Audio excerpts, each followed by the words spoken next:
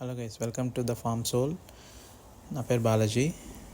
మేము సింగపూర్కి వచ్చామండి. సింగపూర్లో జూ విజిట్ చేసాము. ఇక్కడ 2 పాండాలు ఉన్నాయండి. ఇవైతే అసలు చాలా చాలా క్లైమేట్లోనే ఉంటాయి, ఎండకు అసలు తట్టుకోలేవు, కాబట్టి వీటిని ఏసీలో ఉంచారు. ఇవి వచ్చేసి భలే ఫ్లెక్సిబుల్ అండి. చెట్లు అయితే అసలు చాలా ఫాస్ట్గా ఎక్కేస్తాయి. వెయిట్ కూడా చాలా వెయిట్ ఉంటాయండి. ఇవి అసలు మనిషి కానీ దగ్గరికి వెళ్తే చంపేస్తాయి. కొంచెం కాషియస్గానే ఉండాలి.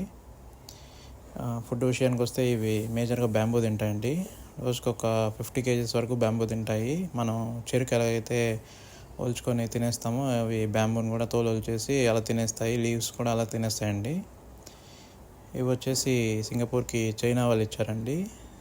చైనా వాళ్ళకి అగ్రిమెంట్ ఏంటంటే వీటికి ఒకవేళ బేబీస్ పుట్టినా కూడా అవి సింగపూర్లో ఉంచుకోకూడదు, తిరిగి చైనాకి పంపించేయాలండి. చూడండి ఎలా తింటున్నాయో, చాలా క్యూట్గా ఉంటాయండి చూడడానికి మాత్రం. బట్ లిటిల్ బిట్ కేర్ఫుల్గా ఉండాలి మనుషులు. చూడండి ఎంత పైకి ఎక్కేసిందో, అసలు చెట్టు మీదకి ఎక్కేసింది చూడండి.